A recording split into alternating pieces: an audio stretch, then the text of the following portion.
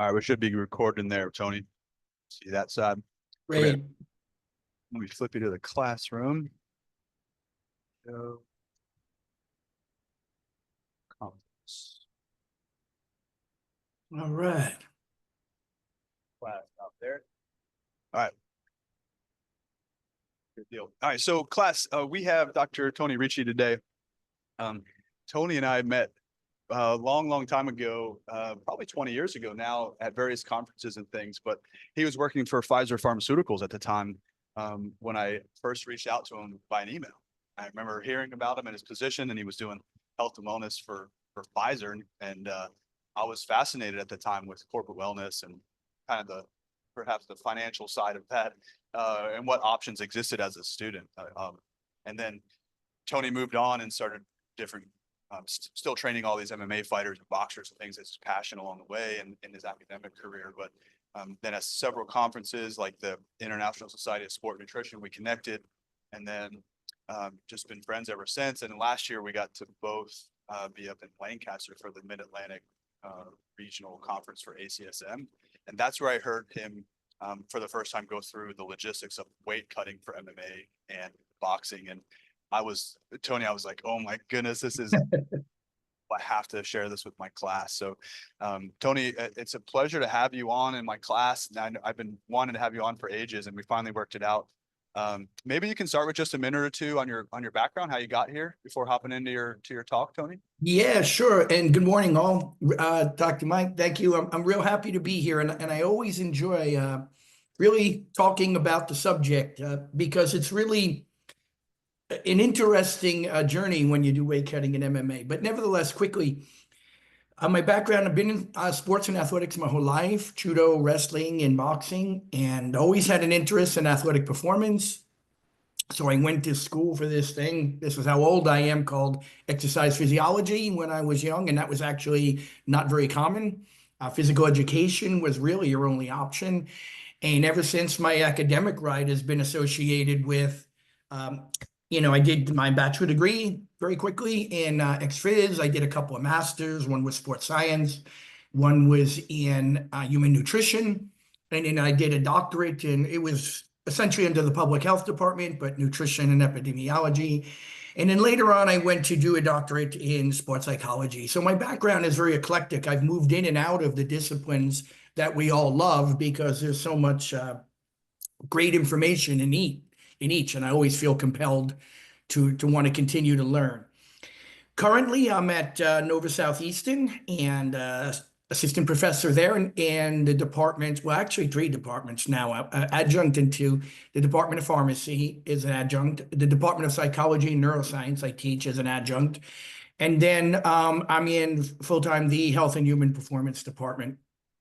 And I've been involved in strength and conditioning and weight cutting for fight performance, multiple disciplines, everyone, whether it be collegiate wrestling, kickboxing, boxing, and MMA. And I've been doing that since it really got popular in the mid-90s. Some of you weren't born yet. And it got popular because that's when the UFC took off. And I was able to, I wouldn't say make a full-time career out of doing strength conditioning and nutrition work for fighters, but certainly augment any career that I had at the time. And as it progressed, the science behind it all progressed. Just quickly as a background, MMA has been really good for all of us that love sports science. And the reason for that is it's still a relatively new sport. It's about 30 years old. So when MMA started, it started with some science. It started with elite collegiate wrestlers coming from programs like Iowa and Penn State, and where they had athletic trainers, they had strength and conditioning coaches, they had registered dietitians. So the sports historically, like boxing and kickboxing, were just left to real practical application with no background in science, nutrition. And then MMA really kind of was what fostered the integration of science. And you see that today with the UFC Performance Institute. So my background has been dedicated to this now for, gosh, I've been doing it since a kid, since I'm 12, the sports themselves. And I've been invested as a strength coach for about 30 years in fight sports itself. going back even a little more if you just look at high school wrestling. So it has been a wonderful, wonderful journey, a wonderful ride. It has changed a lot, and I really do enjoy sharing the information with all of you. It's a highlight, and I thank Dr. Runsby for that. I will what I'll do today, everyone, is I have some slides, and I really don't want it to be too, I'll try to keep it exciting, but if you have questions, you can let me know in the middle. I don't, please, I would love it to be as integrated as we possibly could make it. And I wanted to start by saying two things with weight cutting. We just finished a position stand in the ISSN, which Dr. Owensby's played a major role in the growth of that organization, International Society of Sports Nutrition, and that should be out any week. And that is on weight cutting, I'm sorry, nutritional considerations and weight cutting for MMA and other combat sports. And it's about 70 pages. It took me a long time, about 2 years, to be honest. And it should, and I hope will be of value to all of you that have an interest in this. And then the other thing I think what's important to speak is some of you are RD, strength conditioning, sports science. If you work in this field, you will often hear questions such as, well, Tony, why don't you just tell fighters to do this? Why don't you have them do A, B, or C? First, I think it's really important to understand as a sports scientist, an RD, strength coach, we don't make the rules. I wish we could, but they're up to the governing organization, such as Bellator, UFC, right? The PFL now is with Bellator, or Glory, which is a kickboxing organization, the WBO for boxing. We don't make the rules. The organization does in concert with the state legislators, or the athletic commissions, I should say. So accordingly, we have to abide by them. So a lot of the things I may talk about today, you will say, well, that's crazy. I mean, why do you even allow that to happen? Well, it's because it's going to happen. And individuals such as yourselves are going to have the better knowledge to help people navigate through this. What we're trying to do is take a system that is far from perfect and make it as safe and as efficient as possible, because we don't really have the lobbying power to make the changes, everyone. And additionally, there's a lot of money. You all know, if you're UFC fans, there's big money in it now. So there's even big money, believe it or not, in the day before in the weight cutting show where they all face off. Okay, they face off the day before, on a Friday afternoon before Saturday night fights. And you have all the sponsors there behind them, right? And you have a big production, and people come into the arena where the fight will be, and they're buying hats that day. They're buying shirts. They're buying food. So there's a lot of money being made at every point in these events, and they're constructed for that purpose. So again, to reiterate, I'm going to go through some of the slides of what I presented in Lancaster, and Dr. Owensby was the keynote. It was a really good presentation, by the way, that had to do with protein, sleep, RERs, and it was really good. And I'm going to go through some slides, and please feel free to interact or have a question at any point. Before I even just do that, I'd like to sum up the position stand. The bottom line is the rules are not great. We could mitigate some of the very negative effects of weight cutting. We could probably take the athlete after they weigh in and rehydrate them and refuel them properly to really, again, lessen potential long-term side effects. I know this doesn't sound super positive, but that's actually our job. And they could probably do it safe and effectively within reason, everyone. So if I think this is on share, I'll do a couple of slides. And again, I'll move the slide deck to the side, so in case you have questions, I can see. All right, what do we got here? Okay, let's share. Yes, let me go to the screen. I think y'all can see that. I hope so. Just a good thing at Nova, we've done a lot of collaboration with the UFCPI and These are just, if you follow UFC, these are some of the fighters I've trained. I've been very blessed, by the way, been around the world and had the opportunity to work with really great coaches and really great fighters, and have met some great people. And at Nova Southeastern, what we've been doing is trying to collaborate with the UFC PI. This is Dr. Duncan French, and that's my colleague, Dr. Peacock. You can follow all of them on Instagram. Charles Stull is the director of director of nutrition. At the UFCPI, this is Heather Linden, Director of Physical Therapy, Sports Medicine, and Roman Foreman. And Roman is the Director of Sports Science. And he just had John Jones in the altitude chamber, and they were looking at oxygen saturation and training in there. And that's on his page if you have an interest in that, and the UFCPI Instagram page. So you'll see a lot of the science that they're putting forth toward trying to make this sport a bit more, not only advanced it, but a bit more effective, if you will. Again, I won't go into great details, everyone, with all the little things you see here, and I will provide Dr. Mike with the presentation. But yeah, in about 2018, it wasn't uncommon to have deaths in weight cutting. They did not occur in the United States. They were occurring overseas. But fortunately, we haven't had anything like that. Usually, it is related, obviously, to electrophysiological activity in the heart, okay, or sometimes kidney failure. In the handful that have existed, any number is way too much, but it is obviously what I think you would know, due to severe dehydration and electrolyte imbalances. Usually it's because there have been the fighter participated in administering diuretics and acute water loss drugs that really propose a big problem in electrolyte balances, electrophysiological charges, and impulses to the heart. Now, the UFC and other organizations try to limit this and mitigate this. Overseas, it's a little bit looser, if you will. Okay, the restrictions on the use of some of these pharmaceuticals is not heavily regulated.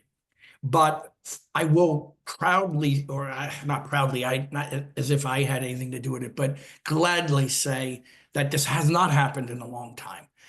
This is about 2017. That may not seem long, in 2018, and we have not seen it. Okay, but we have seen some crazy weight cuts, even in just the last 4 or 5 years. Okay, Joanna Jędrzejczyk, everyone, a tremendous female fighter. She fights at 115 pounds. That is called the strawweight division. She lost, now everyone think about this, 15 pounds of water. As you well know, you are not making a substantive contribution in weight loss by way of fat or lean tissue in 14 hours. She lost 15 pounds. She went from 129, I believe, 130 to 115 in 14 hours. Okay, that's about 12% of her body weight in 14 hours. That's what we recommend. We don't have hard evidence, but we recommend that they actually start the camp at. In better words, if you have a fighter who has 10 weeks to fight, okay, we'd like them to start about 12 to 15% above their body weight. I know that may even sound drastic, but getting them to do less is even a challenge. But nevertheless, everyone, this is a woman, one of the best ever in her division. And as you know, acute water loss is a bit more of a challenging process in the female athlete than even in the male, because of the naturally occurring sweat rates. So Joanna has a tremendous chin, meaning, as you well know, tough. Okay, and she got knocked out by Rose Namajunas in this fight in 1 minute and 32 seconds. And we're not surprised. It simply means, never mind the body, her brain probably was not yet fully rehydrated either. And I think you all can imagine a dehydrated brain means more space in the cranial cavity, which means the brain will bump around more.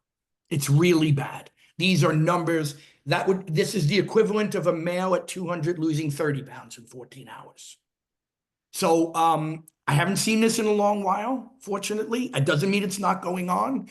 I talked to the UFC team. Occasionally they have some acute weight cuts, but I think in the last 4 to 5 years, we're making some progress in not having to see this anymore. Khabib, one of the greatest ever. Okay, just quickly, they all went through it. He said he thought he was going to die. Okay, he can't. The doctor didn't want him to fight. I think it was about a 20-pound weight loss and change, and again under 24 hours. So just some of the greats have gone through this. Chrissy Cyborg, she couldn't even have her blood drawn. Uh, because that's how dehydrated and the plasma volume was down. So this is what did go on. That's why I say the way we were. Paige, I know, she's been to our lab, very nice person. She's now in different fight forms, but she would just pray she wouldn't die during the weight cut. It was that bad, everyone. So now we've given these fighters at least some reasonable parameters in which they should try to adhere to so we could avoid this, all right? Well, a good friend of mine. This woman is very worth the follow on Instagram. She has a psychology degree. She has a physical therapy degree. She's from Poland and Germany. Her name is Daria Alber. She's a very close friend, brilliant woman, and a great coach. She's a world champion in kickboxing, and you will see her in the UFC corner for male fighters, which is wonderful. They put so much trust in her. But Daria and I, she came to me maybe about 6-7 years ago because she almost died on the scale. She just about collapsed to make weight. And the coaches too with her, you're not lean enough. You're not lean enough. You know, particularly, I don't want to put a blame on any other country, but they can be really hard on women with their weight cuts. You're too big. You're too much. You know, it's very different in the European kickboxing circuit than it is here. And anyway, she just really came close to not being able to stand and did not win this fight. Like she said, she literally had to be helped off the scale. So she did about, you see here, 24 hours, 7.5 kilograms. Of course, that's somewhere in the range of 16.5 pounds in 24 hours. Now, she's heavier than Joanna. She fights up, but still, think about that. So, we ain't seen it as much. And I remember I worked with Chris on this fight. He had 10 days notice and 32 pounds, everyone. And then they go out there and fight. So the practice has improved. I want everybody to know that. I just wanted you to see where it's come from. It still can be tough at times, but there's a mentality there no matter what we tell them. Oh, why don't you just stay closer to your weight class? Why don't you do this? Why don't you fight at 205 instead of 185? They're not going to do it because they're afraid the other guy's going to cut down. And then the other guy might be, okay, if they go to 205 and that's their walk around weight is 212, then they're going to be fighting somebody potentially 3 inches taller that walks around at 235. So when they get in a cage, it's going to make for a rough day. So every time we tell them, well, maybe you could stay closer, you know, that someone is going to be cutting weight. And therefore, they're going to be hesitant to do it. You know, when I say do it, forgive me, I mean go to that higher weight class. And in the cage, everyone, or in the ring or on the mat, it can be a big advantage. As I said, if Chris walked around most of the time about 215 when he was in good shape, and then he'd fight at 185. And now that sounds crazy. It's only what, 30 pounds. That's nothing in the world of MMA. But if he fought at 205, he's about 6'2.5". Now he might be fighting somebody 6'4", 6'5", who's going to weigh 235, 240 when they get in the cage. He's going to go in at 215 at 6'2". And that's their worry. And again, to reiterate, we don't make the rules within the organizations as to when the weight cut is. And no one is monitoring, for example, how much they're losing. We could say, hey, let's 8 weeks out. Let's measure the athlete and tell them if they're 10% above the scale 8 weeks out, well, they can't fight at that weight. Well, if it's John Jones, no one's going to tell him that because he's going to sell 2 million pay-per-views. So this is kind of how it operates. And again, everyone, I'm not condoning it. I am just telling you, you are the future of our industry. You're the future. I'm going to retire soon and drink a pina colada in the Key West, but you all will be doing this. So at least at this time, I'd like to make you aware of what's going on if you're already not a part of it. All right. And you know this, you understand physiology, the physiological chaos that goes on in the human body with this, right? So what are some of these side effects?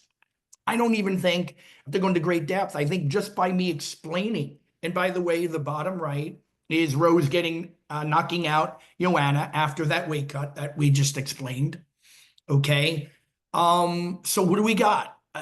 Under these extreme weight cuts, we can definitely have impairments in aerobic performance, particularly if plasma volume is down, dehydration, delay in muscle contraction, delays in electrophysiological mechanisms that come even down from the brain to the skeletal muscle.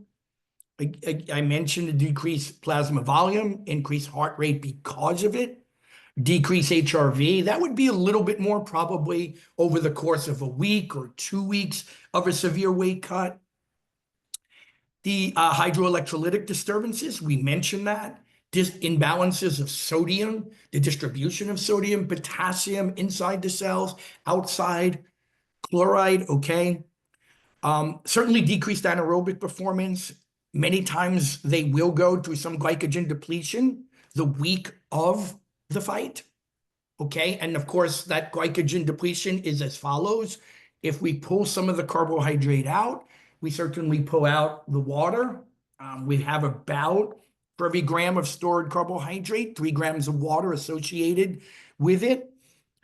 And I would imagine a fighter like a Weidman probably stores somewhere in the range of 500 to 600 grams of muscle glycogen between the liver and skeletal muscle. So if you pull that down to 200, that's 1 pound in glycogen, and because 454 grams in a pound, you would pull that down to about 1 pound in skeletal muscle glycogen and maybe 2 or 3 pounds of associated water. So you see why that's a common practice too. It isn't a great one, but we do glycogen deplete the athlete a bit for 2 to 3 days. Thermoregulation, of course. By the way, the thermoregulation during weight cut week is something we really have to be careful with because they'll be using modalities such as sauna. I try to avoid the steam room. It's a terrible way to sweat, but infrared sauna, hot water immersion in the baths. So we also have to, during the weight cut, make sure they can maintain a reasonable temperature because increased core temperature, 104 would denote hyperthermia. So we have to monitor that, right, while they're cutting weight in a bathtub. Certainly a reduced buffering capacity. We talked about glycogen depletion, a neuromotor inefficiency. There's going to be a delay in processing, probably starting at the visual, all the way to the occipital lobe, visual reaction times to the decision-making, prefrontal cortex, and all the way down. How detectable is that delay in reaction time to the naked eye? Maybe not very, but maybe 100 to 200 milliseconds in a fight is the difference between evading a punch and getting knocked out by it. Dehydration, loss of elasticity. I don't know, I concede how the Golgi and the spindles are going to be acutely impacted by dehydration, muscle glycogen depletion, but I would imagine it's not positive, right? And we already discussed the hydroelectrolytic disturbances. Now, everyone, at some point in the weight cut, most of this is going on. The question becomes, to what extent? And can we reverse it? I know some people that really care in the industry may not want to hear this. We probably can reverse a lot of it. And the reason why I say they don't want to hear that is because no one wants the fighters to continue to behave in this manner. But some are going to do it, and it's up to individuals such as you with a great knowledge of science and physiology, as I noted, to limit all of these performance limitations and potential long-term harmful side effects if it's done to the extreme. Okay, just a rapid weight loss and I'm only going to go to a few more slides.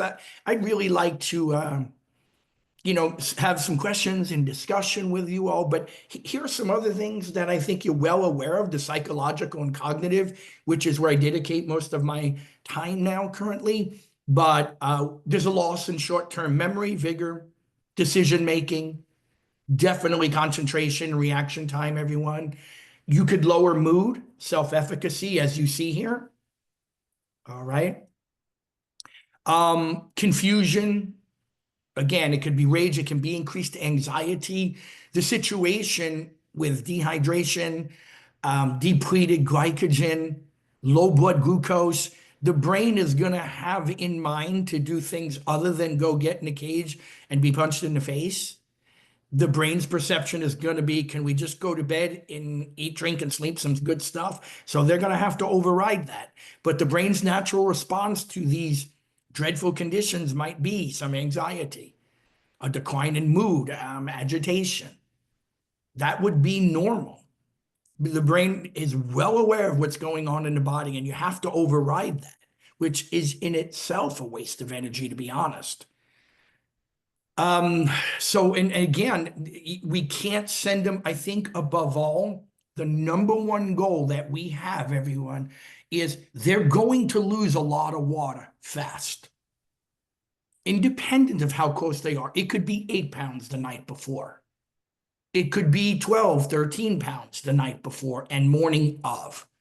All right. Generally, what happens is the athletes will weigh in about between a window of 9 and 11 a.m. in the morning on a Friday, and they may not fight till 8, 9 p.m. the following Saturday. So they may lose that 8, 9 pounds. Now, acute water loss becomes the main strategy in the last 2 or 3 days, because at that point, you obviously are not pulling any more glycogen. There's not going to be a further loss of lean tissue, and no substantive change in body fat. So the last 2 to 3 days become all acute water loss based. That's the bad news. The good news is, at least it's the most refundable thing that we have. We can put water and electrolytes back rapidly. Glycogen will take a little bit longer, but if you deplete an athlete at this level of glycogen for 2 to 3 days, and then start eating some around midday, which would be 36 hours before they fight, they're probably going to get a lot of this glycogen back into the liver and the muscle, skeletal muscle, in that time.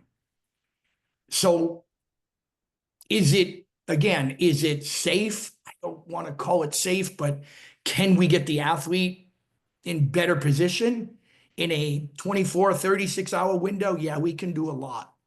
If we don't, you look here, there's just a dehydration risk.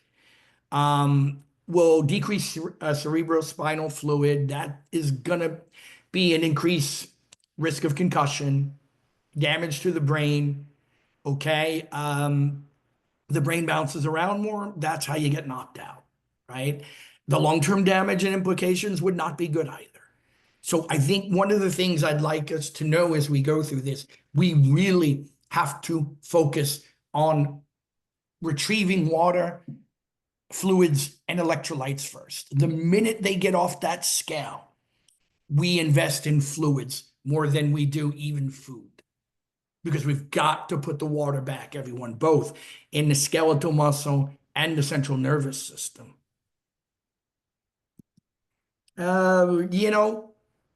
Why does it happen?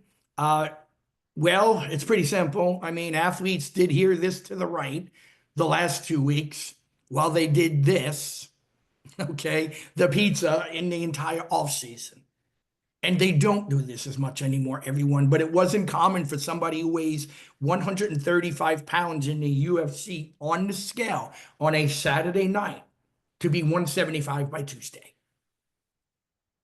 I want to see somebody who's 135, if they had a fight camp at 162, I almost want them back to that weight the very same day, and we can do that. Yeah, it's crazy, but I've watched people put on 19 pounds from 9 a.m. weigh-in, 10 a.m. weigh-in to 6 p.m. the same day and get all those fluids back.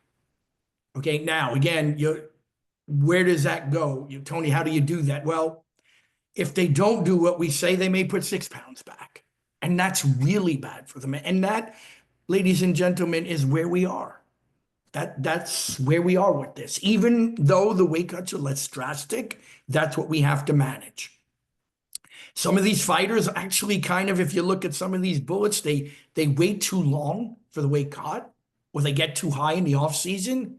We recommend about 12 to 15% above the weight of the scale when the camp starts. That means you got 8 to 10 weeks to lose that weight. That's a good, healthy, longitudinal weight descent.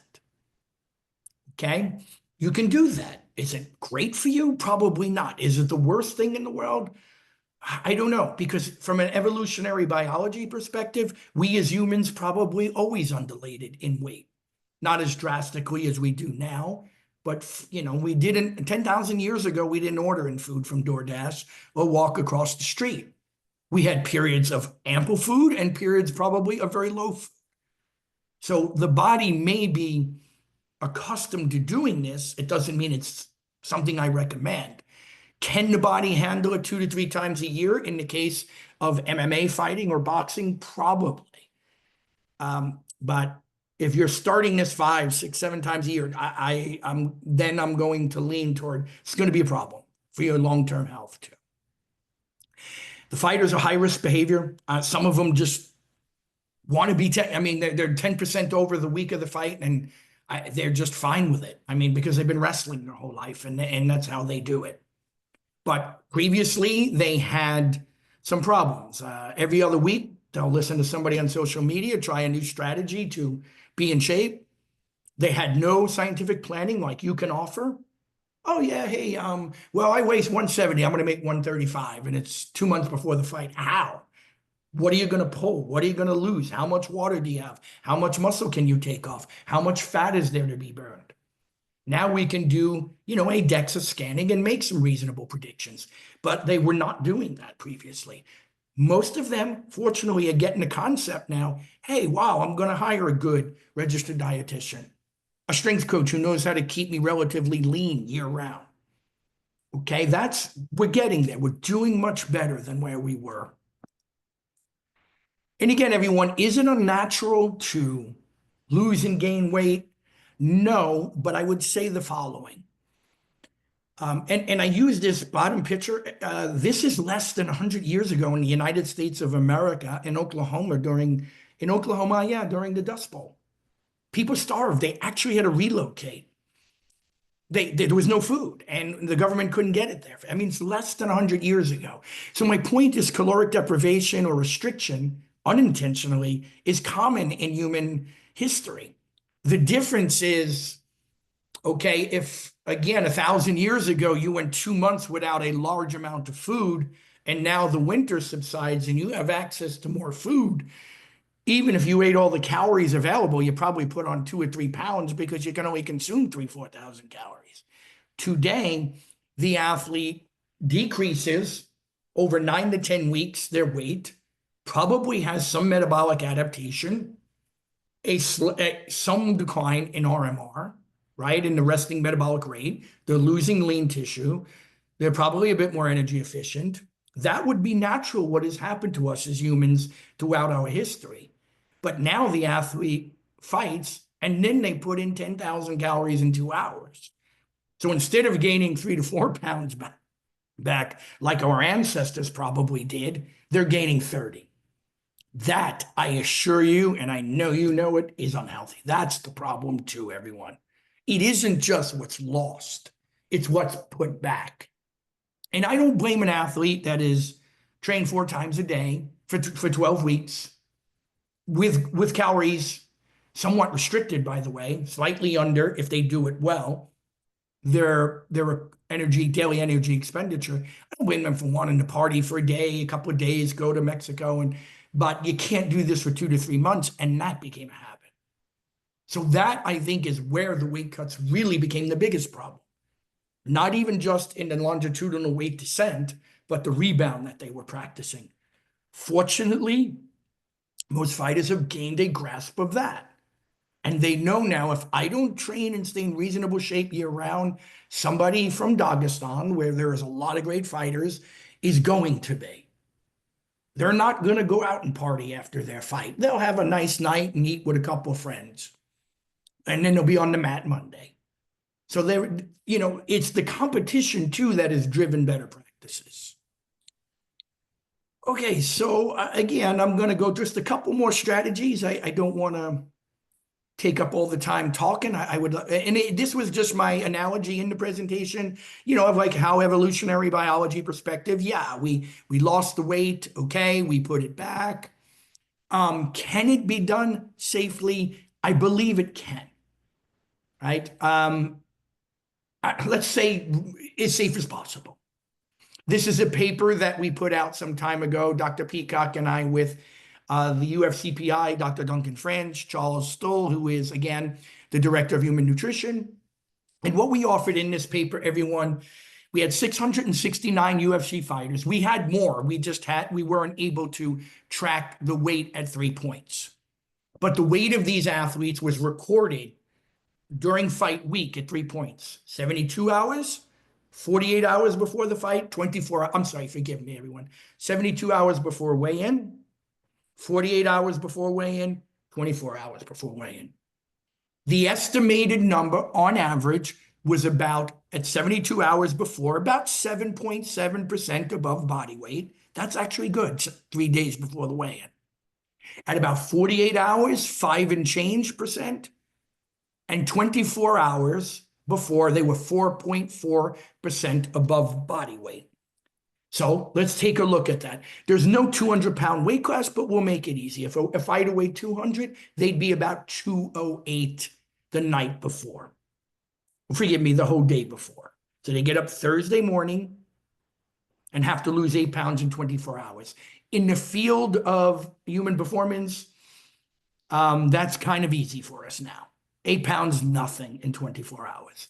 They could probably sweat out 5 or 6 in a hard training session. So it depends also. Some fighters, their skill coach will put them in plastics 2 days before the fight.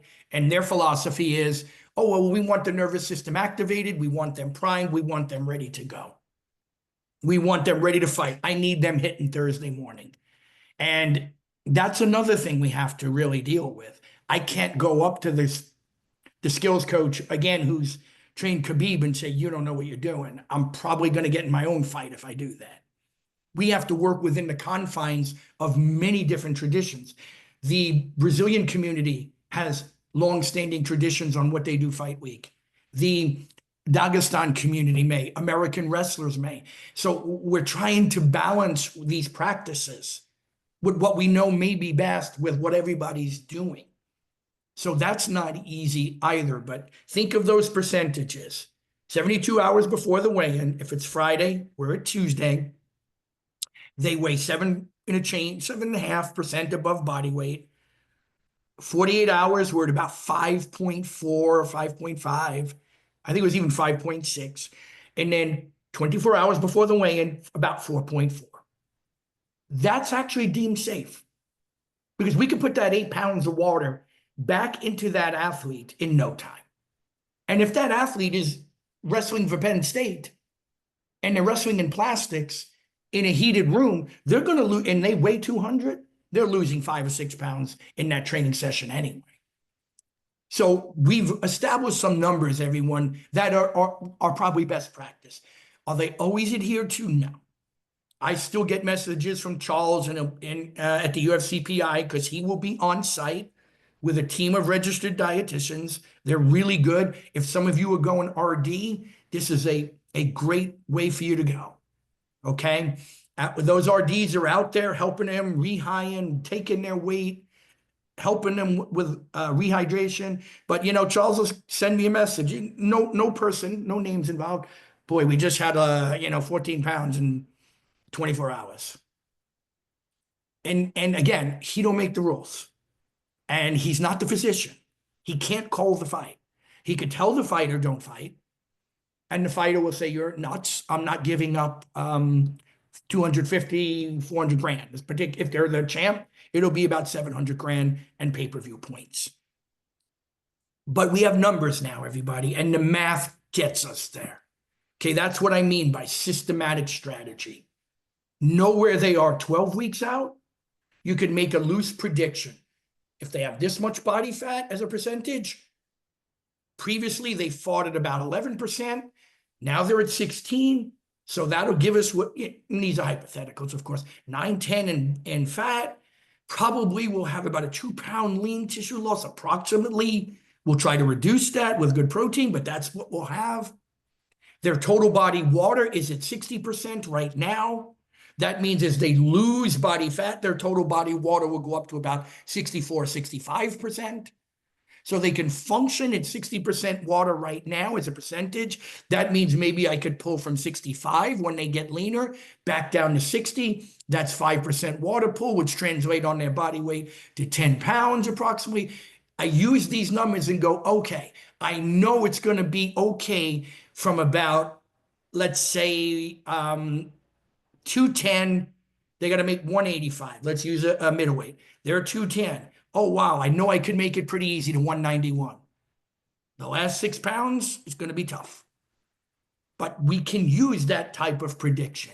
Now, inherent in those predictions, we are assuming the athlete's doing everything we're telling us. Some do, some don't. And here's some hypotheticals. And again, I've already kind of recited them all, okay? So you can take a look at that. And this presentation will be for you. If I haven't already emailed it, I will. And I'm always going to be available for subsequent questions, right? But here are some of the numbers we talked about. And there's my example. A middleweight is 185 pounds. He walks around at 207, which, by the way, would be very light. I have most guys in camp at 207 at that weight. But 15% would be about 213. I wish that's what they all did. 12 to 15% above 185 would be about 207 to 213. Probably more common, 220. I mean, and these just give you some numbers on, where the fighter might be and how can we bring them down. These are numbers we hope for at the start of camp, at the start.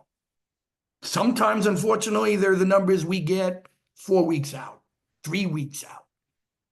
If things aren't going very well, 2 weeks out. All right.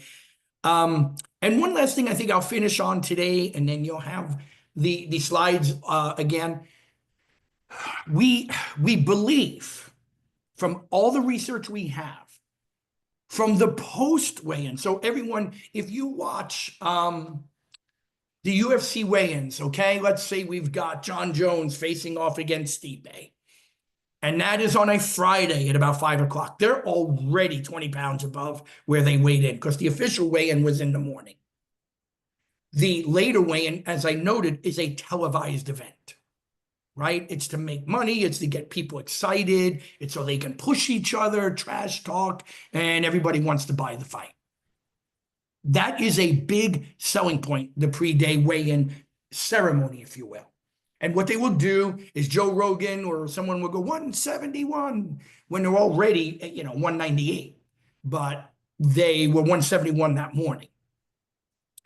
We need, from what we believe, probably at least a 10% weight regain by the time they get off the scale to the time they fight.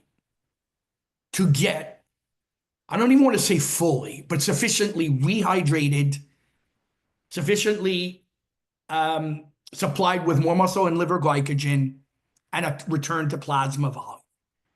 We don't have a very conclusive number on that, but we think that's the minimum. So if I have a fighter who is a welterweight in MMA, right, and all these translate to any of the sport, boxing, kickboxing, any sport where there's a pre-day weigh-in, all this matters. If they're weighing in the same day, that's a completely different science. They can't cut that much and have acute water loss because they don't have the time to return it. So they better be lower in body fat. But nevertheless, if the welterweight goes on the scale at 170 pounds, that's a title fight. Because if you're not in a title fight, you would get +1. You get to be 171. But if you're in a title fight, you have to be 170. The minimum we want to return them to the cage in the night before is probably 187. That would be 17 pounds, 10% of their body weight. That's the minimum. And that's about right. I had a lot of welterweights fight about 192, 193 if they were 170. So a 205er, that means 25 pounds. I'm sorry, 20.5 pounds. They better get back in there at about 225 to 227. And that 10% may equate for women too. Just the main difference, everyone, is that with the female, we have to rely on a greater longitudinal weight descent in body fat only because they just can't lose the water as quickly. So they have to reduce body fat more. The water turnover is not as great. If I have a female at about 57% to 55 to 57% total body water, I'm ecstatic because that means she's going to have a little bit of potential to lose it. Even in shape females, I'm seeing 50 to 55%. So it may not be perfectly accurate, but if you use an in-body or ultrasound, it'll give you an estimate in total body water. Maybe not completely valid, but at least reliable so that you have consistency and you have a concept of how much water you can pull. And that's really important. All right, so there are more slides. Like I said, things are just really getting better. The techniques that are used, the position stand, we'll talk about that.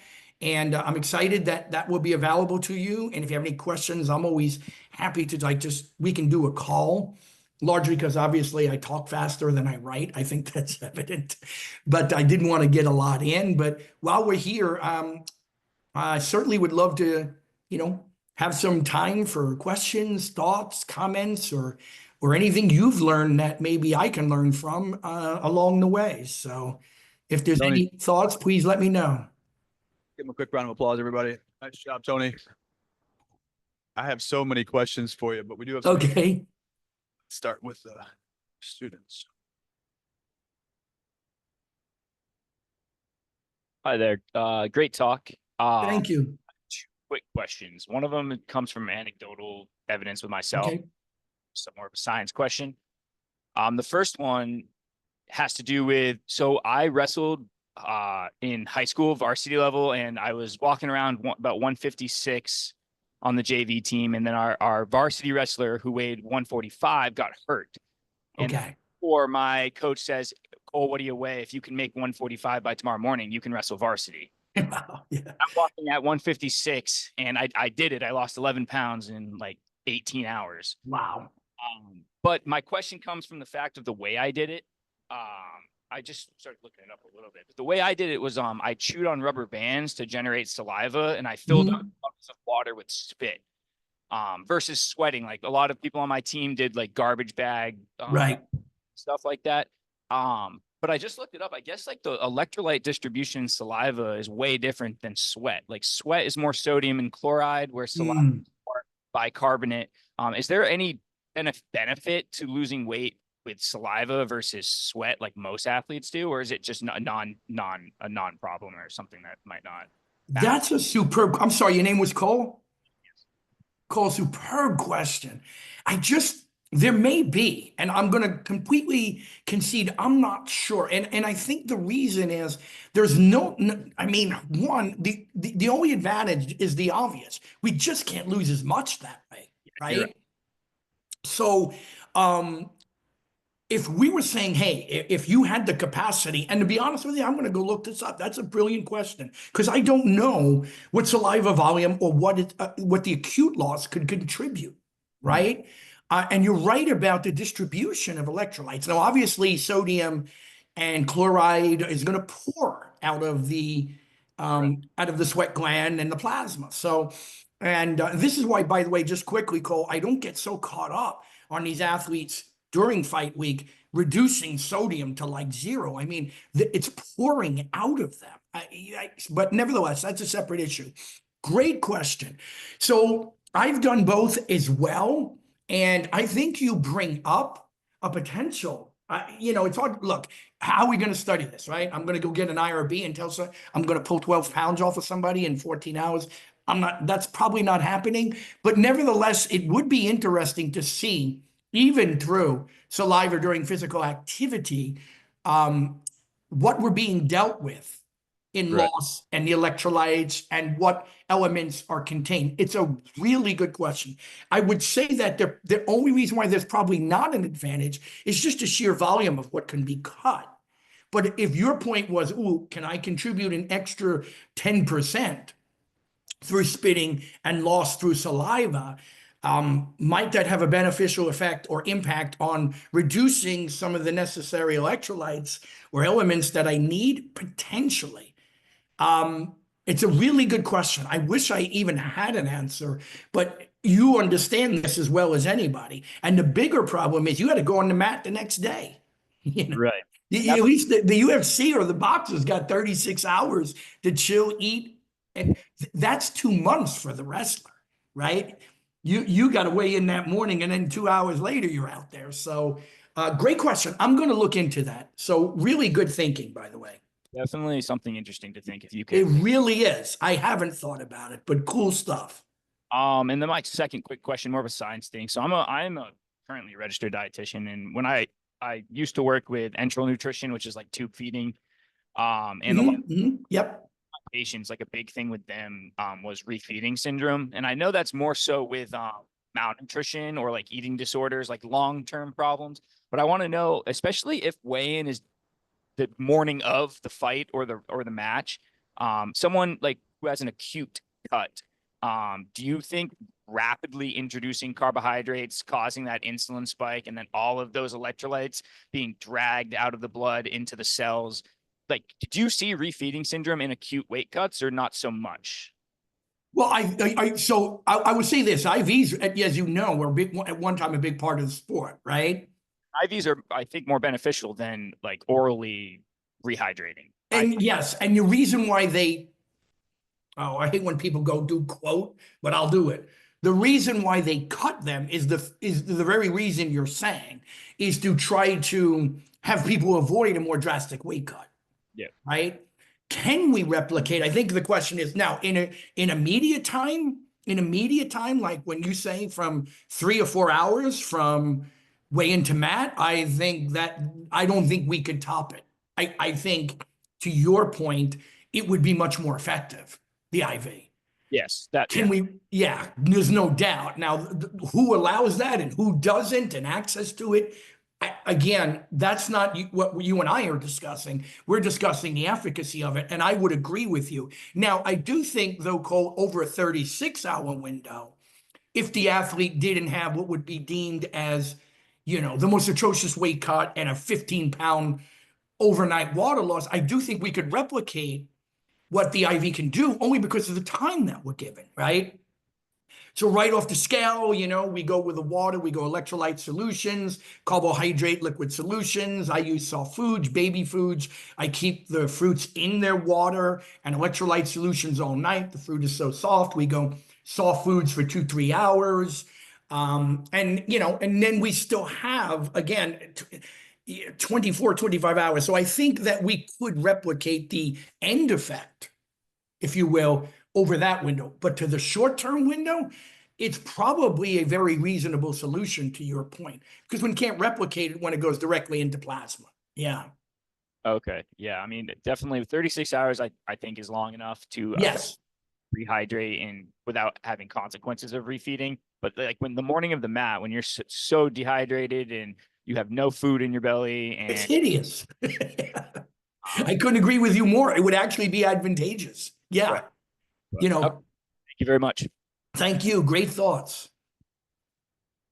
Tony, we hear a lot about water loading. Yes. What is that, and how do you use it? Okay, so and that's a great question. So some athletes use it. A couple of things, everyone. I think where water loading is most suitable. So water loading is basically what I like to do is try to get a baseline of fluid intake throughout the course of the camp. Because if we don't do that, then we don't know how much to load. So people use these arbitrary numbers. You must use 2 gallons of water on Monday. We have these arbitrary numbers. There's a couple of things I just want to say, what the importance of what water loading, let me rephrase it. What are the factors that would require water loading or not. First, if you are in Florida, down here in Southeast, or even by you, and you train in 85-degree gym most of the time, and you are dropping 6 pounds per session, what do we know? Your sweat glands have been upregulated, highly activated, probably undergone hypertrophy. I don't know if sweat glands undergo hyperplasia because we don't know. I'm trying to find out. But nevertheless, if you really can release water very effectively, you may not need to significantly water load. In short, the water load is saying, well, I took in, on average, a gallon per day for my camp. So starting Monday, before Friday weigh-in, I am going to go to 2 gallons, and I am going to load the water so I can suppress antidiuretic hormone, and that will help me release water. Simultaneously, my sodium is low, okay? So I'm flushing out a lot of that water and getting less reabsorption with the lower sodium. So the goal with water loading is to kind of trick the body, which I don't love, but the whole process isn't great, and weight cutting, to trick the body into releasing a lot of water so that you urinate, induce polyuria, and you're losing a lot of weight that way. Now, where I think water loading may have greatest substance, everyone, it depends where they train. And what I mean by that is, if you are fighting in February in the UFC and you live in Canada, and your training camp is November to, January, and you don't live in temperatures where you are incessantly sweating, even if the gym is hot, you're still not leaking like a hot gym in Florida. You don't have the same sweating capacity or methods of acute water loss that an athlete closer to the equatorial latitude would. I think that loading the water might be more important for the athlete to induce polyuria if they cannot sweat as effectively. So, ladies and gents, this is why it's so important during camp to monitor the water turnover. You don't have to do it every training session, but Dr. Peacock trains a lot of the fighters. He's my colleague over at Killcliff down here in Deerfield Beach. That gym, it is AC, but the old gym was not. And those guys were training and fighting. And I'm telling you that you would push water off like there was an inch of water, which was sweat, which is gross, on the mats. Those guys were pouring water out. So their acute water loss capacity is so great, they may not have to use excessive water loading to suppress antidiuretic hormone, even cut sodium as much, okay, and induce greater polyuria because they may get 10 pounds of sweat out like it's nothing.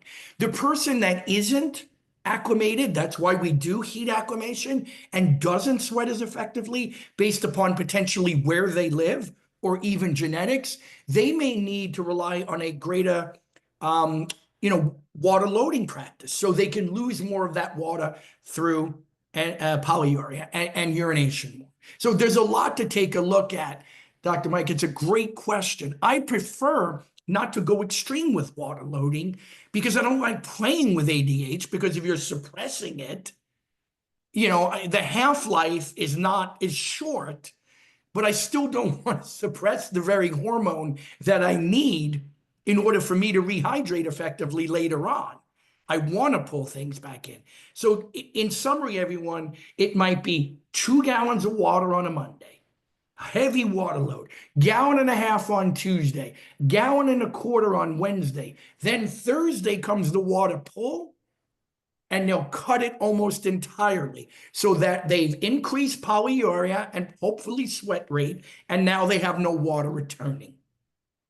That's the objective with water loading. However, to reiterate, I think it's very much specific to the athlete, their genetic sweating potential, and where are they training. Some things to keep into consideration.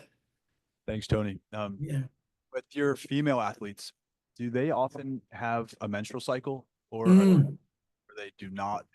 Have you noticed anything with females specifically that's worth talking to us about? Yes, and I consult a lot of female RDs on this. I have worked with a lot of women, and ladies, bless you. You are tougher than men. It's easy being a guy. So I'm saying this out of credit to you. I've been a dude for 59 years, and it's really been easy. For women athletes, this is not easy. And now what does happen is for some females, because of the reduction in body fat, they may get like oligo or even amenorrhea, and they don't have menstruation, or it seems to be shortened. But for some, that is not the case. So sometimes you will see where the female misses by 2 pounds. And unfortunately, her cycle did that. And these knucklehead dudes will say, no excuses. No, it is an excuse. It is during menstruation, the reduction of fluids by whether it's polyuria or sweat loss is really challenging. Really challenging. So we have to know well in advance. And I understand, ladies, it's not easy to figure it out to the T, but a lot of times we've planned out 14 weeks. Oh, can it happen at this time? If it will, all right, well, we better get down this extra pound or two in body fat. Because just in case we hold that extra pound or two of water. My experience is for many of the women during the weight cut, they are closer to, or they are at a much lower percentage of body fat, and it seems to the symptoms and the duration seem to be, get mitigated to an extent. However, for the women that have not, it's been a big challenge to pull the water because obviously hormonally, it's not a favorable environment for releasing it. I'm not a perfect expert in the different phases and where water retention will be its greatest. I consult like even Jackie Kaminsky or some of my female RD peers who know this really well when I get into that jam. But everyone, this is why the longitudinal descent for the female has to be a much greater contribution from a reduction in body fat because they can't get the acute water loss. It can be a challenge. I've never had a female not make it, even with menstruation. That's not a credit to me. That's a credit to them. Was it harder? Yes, absolutely. They pulled water much easier when they didn't have it. So a lot of planning has to go into place too, but that is the real importance of reducing body fat further. And there are a couple of people that some of the women, and again, not that men don't know this, they do, but I trust the females who are RDs who know this inside and out and really have a practical knowledge, understanding, and I consult with them to really help me navigate through it. There's some good people out there doing that. Great. Thanks, Tony. That's helpful. Any other questions from the class?